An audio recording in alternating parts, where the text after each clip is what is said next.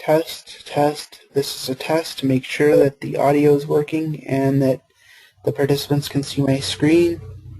Again, test, test. This is a test.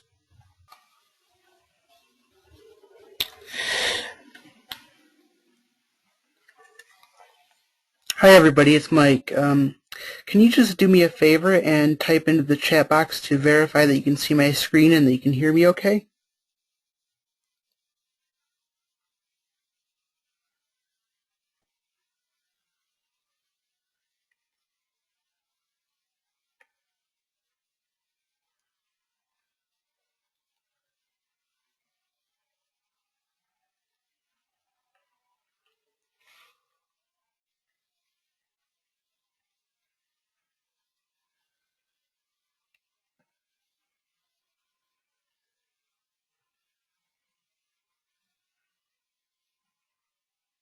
Okay, Vanessa, you can hear me and see my screen. Thank you.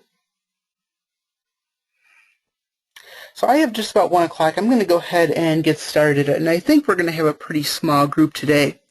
But I just want to start out by making a couple announcements.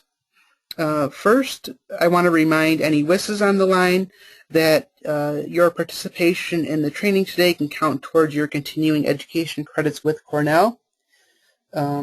If you're interested in getting those credits, you can go ahead and log this training into your online portal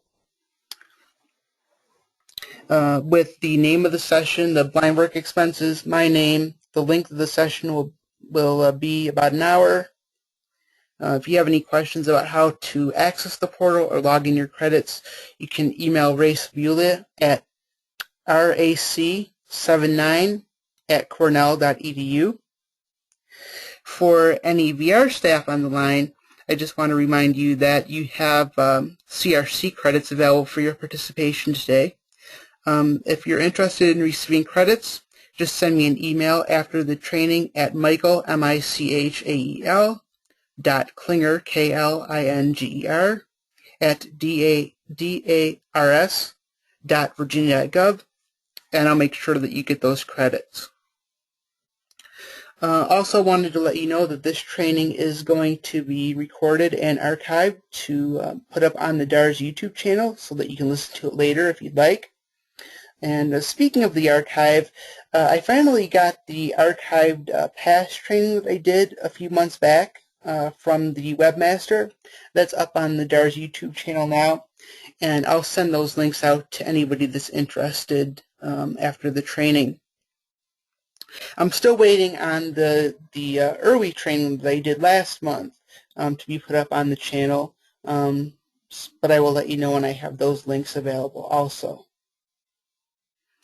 So today's training is going to be on blind work expenses, or BWEs. And for the VR staff on the line, this is probably something that you're not going to run into very often, because folks that are eligible for BWEs, whose primary diagnosis is blindness, are most likely going to be served by DBVI, and so you're not really going to run into BWEs often. But I wanted to do this training anyway, because BWEs are a billable WIS service, and in the event that you did have a client that might qualify, I just wanted to give you an overview of some of the criteria.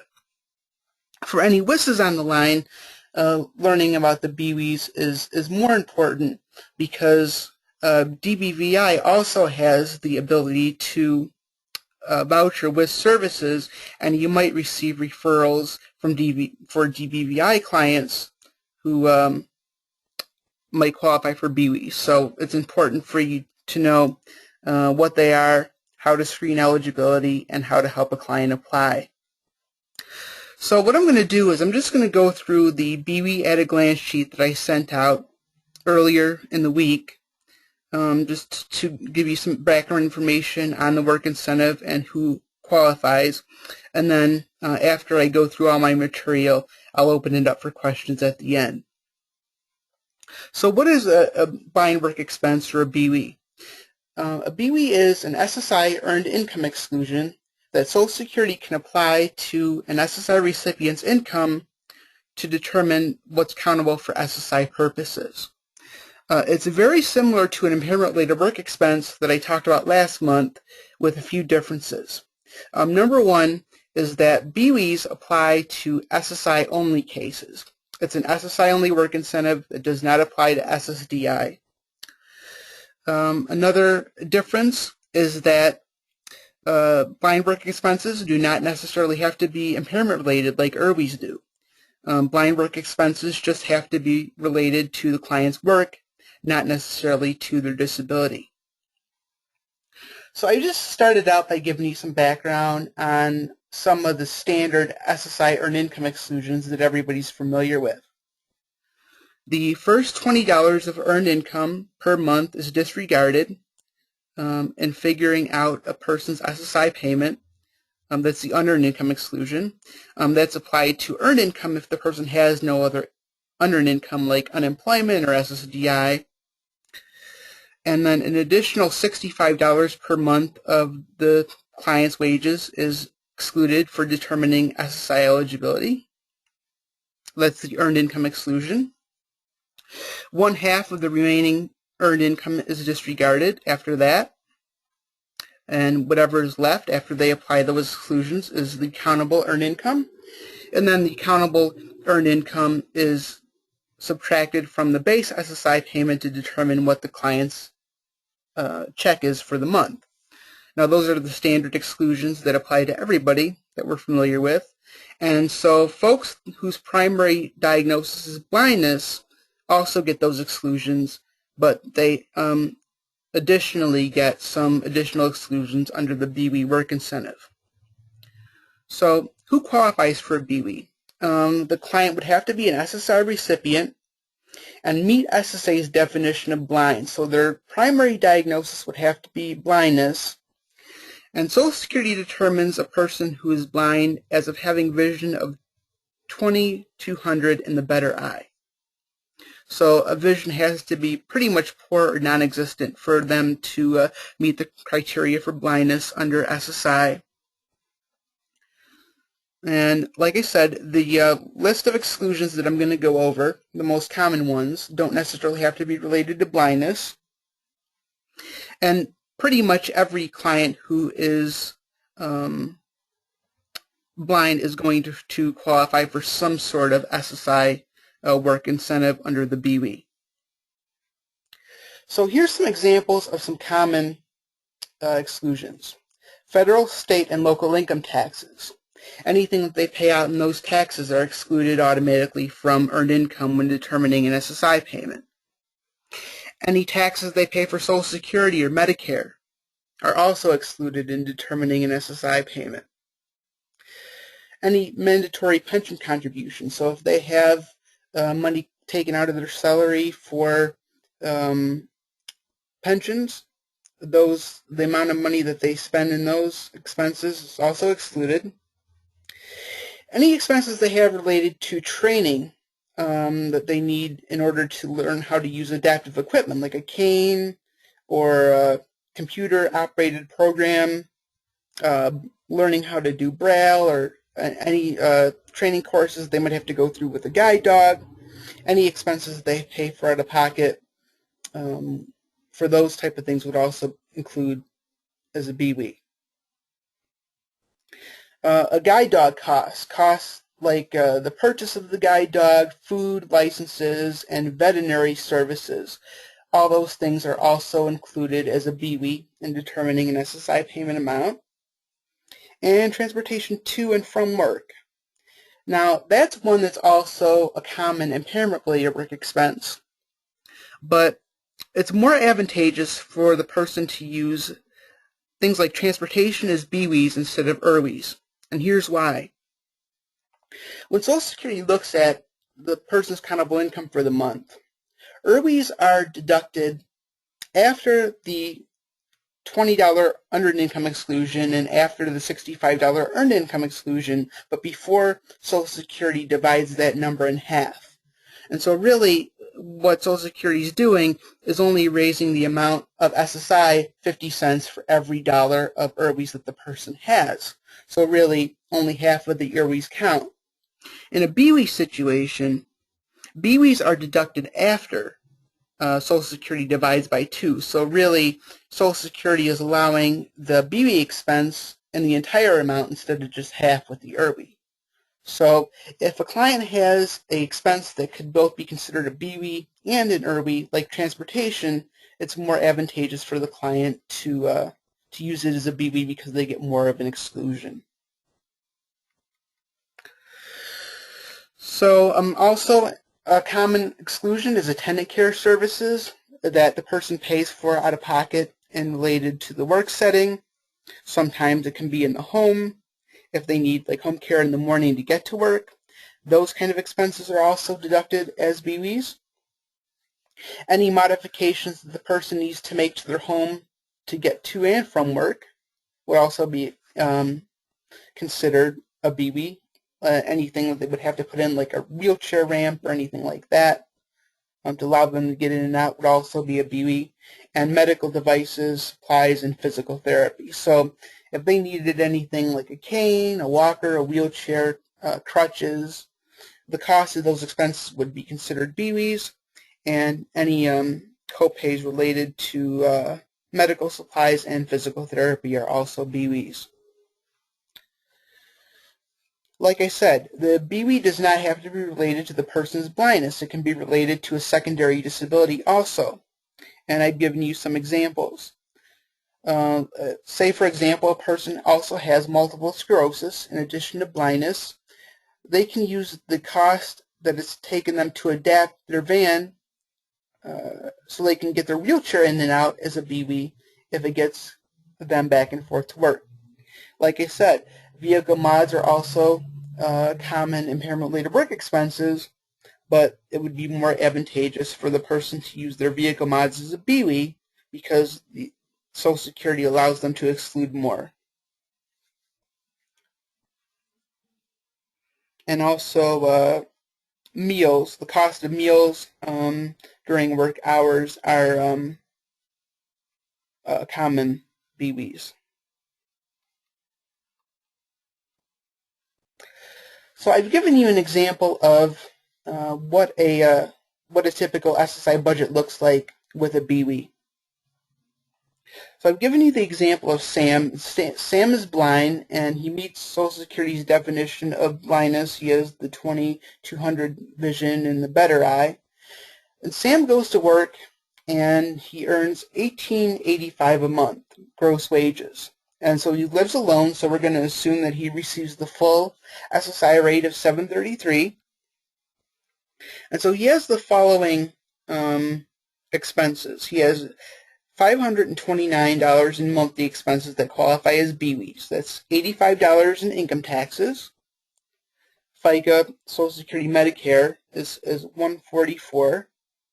He pays union dues of $15, transportation of $88, and dog guide expenses of $65, and lunches of $132. All right, so what Social Security is going to do is it starts off like the normal SSI budget. They take the gross income of $1,885. They apply the regular exclusion, $65, earned income exclusion, $20, unearned income exclusion, for a total of $85. They minus that from the earned income to give a remainder of $1,800. Then they divide that number in two. That gives accountable income of $900. So those steps are common for every SSI recipient. Now here's where it changes. After they take the half of the remainder away, they deduct the blind work expenses of $529 that the client has from the accountable income. So it would be $900 minus BWEs of $529. That gives the client accountable income of $371. And then, as normal, they would take the $733, which is the base SSI threshold, minus $371 of the accountable income, and that gives the client a SSI check of $362 for the month. And you can see how the inclusion of the BWEs is helpful because in a normal situation, without those BWEs, the client would not be eligible for SSI at that point because of his wages. Once they exclude the blind work expenses, then he's eligible for some SSI for the month. Okay, I just want to stop here and ask if anybody has any questions.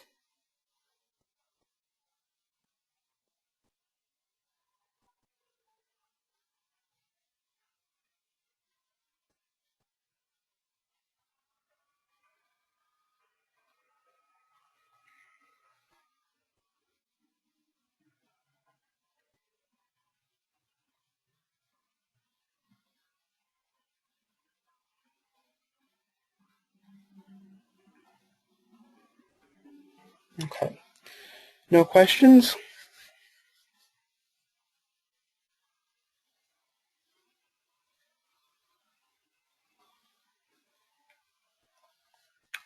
All right, now I want to talk a little bit about how to help a person apply for the BWE and how a WISA would need to, or what documentation the WISA would need in order to bill for that service. So for the WISAs on the line, let's say, for example, you get an authorization to help a client apply for the BWE from the VR counselor. There are several things that you're going to need to do. One is that you're going to want to help the client write a letter addressed to Social Security explaining that their primary diagnosis is blindness, but they do have impairment or blind work expenses, and you would list those expenses in your letter and also attach copies of any receipts that the client has for the month documenting the expenses that they've had. So the application process is very similar to impairment-related work expense, but the difference is just that the letter would specifically reference BWEs instead of IRWEs. So a copy of that letter and a copy of the receipts would go to the work incentive liaison at the client's local Social Security office. But before you do that, before you help the client with any of that documentation, you're going to want to verify first that the blindness is the primary disability on record. Sometimes people have gotten benefits for other things and then become blind later. So for example, if somebody was diabetic and they were receiving benefits for diabetes, but then the diabetes worsened to the point where they lost their sight, you're going to want to make sure that the Social Security record was updated to show that the client's disability is now blindness. If the primary disability is not blindness on the Social Security record, then Social Security wouldn't look at any BWEs, even if the client had them. So the first step is to verify that, and you can do that in a few different ways. The most common way and the easiest way would probably be to get a copy of the client's BPQI. The disability type will be listed on that, and usually for most disabilities the BPQI is not specific. It'll just say disabled individual, but if the primary disability is blindness, it would indicate on there that the individual was blind. So you can use the BPQI as a verification method of the disability. And then once you have the verification of the disability, you can go ahead and write the letter to Social Security on the client's behalf, attaching copies of any of the receipts. Now, once the work incentive is approved, then Social Security will send the client a letter just verifying that that they have been approved for that work incentive, and you can use that as a verification method that the work incentive was approved for the purposes of billing, or else it will be indicated on the BPQI once the work incentive is approved that the BWE is on the record. So for the VR counselors on the line, if you've authorized the WISA to receive payment for a completed BWE, when the WISA goes ahead to bill, they should include a copy of all the correspondence that they sent in to Social Security on the client's behalf. So again, a copy of the letter and a copy of any receipts that they sent in, and a copy of the verification that the work incentive was approved. And so again, that would be a copy of the letter that they got from Social Security verifying that, or a copy of the updated BPQI that shows that the work incentive was approved. So, those pieces of documents need to be in the package that the client sends you when they're requesting payment for the services provided. If a copy of the correspondence or a copy of the verification is missing when the WISA goes ahead and bills, then that's considered incomplete and you can't pay for the service unless all the documentation is required. All the documentation that's required is there. Does anybody have any questions on that?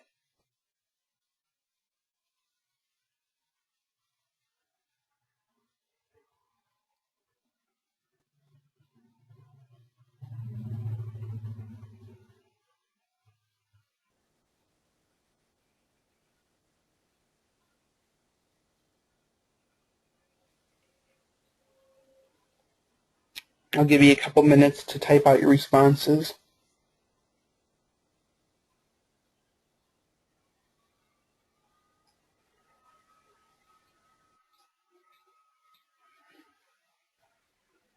And I'm getting notification that my internet went down for a few minutes. Did everybody catch all that?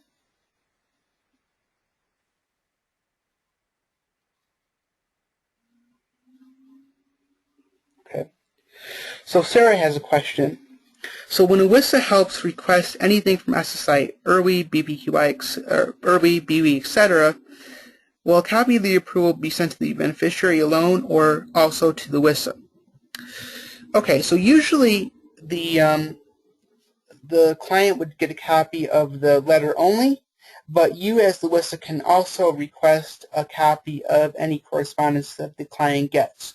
So you would do that by having the client sign a additional 3288 form that you use to get the BBQI, just requesting that you get a copy of any correspondence that they sent to the client. So as long as you have a signed 3288 requesting that you get copies of everything, you will also get a copy of the paperwork.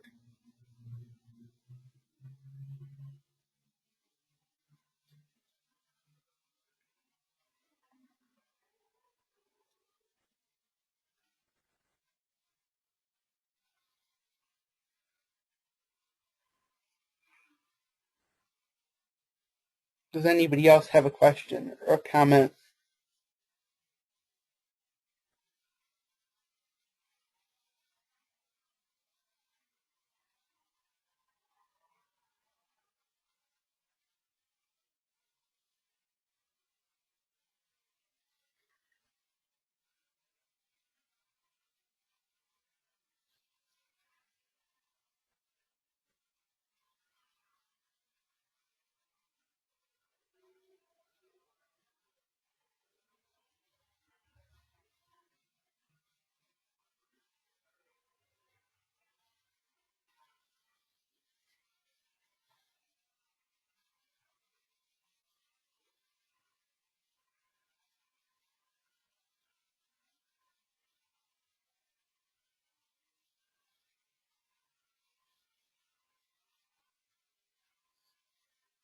All right, well, I know that I had this scheduled until 2:30, and I've only been speaking for about 25 minutes. But, because it was such a small group today, and if nobody has any questions, then it's not going to take nearly as long as I thought to do this. The BWE at a glance sheet was all the material that I really had, because the BWE is a very simple work incentive, and it's just not very complicated in terms of what the criteria is and how to go about helping somebody apply. So it really didn't take me long to go through it. So I don't see any reason to keep you any longer if you don't have any questions. But just keep in mind that if you do have any questions about BWEs or any of the other work incentives, you can always email me at Michael michael.klinger, klinger@dars.virginia.gov, or you can call 434-298-7652, and I would be happy to answer any questions that you have. Oh, it looks like Sarah has another question. So I'm looking at the 3288 form. Is there a specific box that we should just check or just write it in somewhere? Okay. No. On the 3288 form, there should be a spot that just says Other. So what you would do is just check that box and just write in there that you would like to request copies of any correspondence that the client receives regarding your BWE work incentive request. And so as long as you put that in there, then that should be sufficient enough for you to get copies of any of the paperwork. And so you can either do that, or once the BWE is approved, and it would probably take anywhere from, I'd say, a month or two from the time that you send in the request for them to put it through. So within, let's say, 60 days of the time that you make the request, then you might want to go ahead and request an updated BPQI, because by then Social Security should have updated the record to indicate that the BWE was approved. Does that answer your question?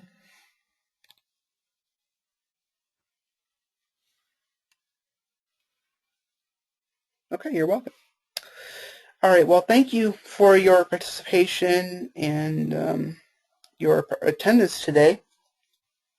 And the training next month is going to be on 1619B, Medicaid, and that's a lot more detailed than the BWE, so that's going to take a little bit longer.